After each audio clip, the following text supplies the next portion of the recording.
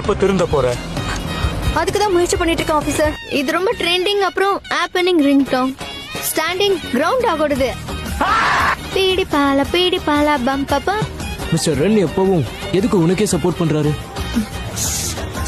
அவரு என் மருமான். நான் அவரை விட பெரியவன். அதனாலதான் எனக்கு அவ்வளவு மரியாதை, அவ்வளவு ரெஸ்பெக்ட் கொடுக்கறாரு.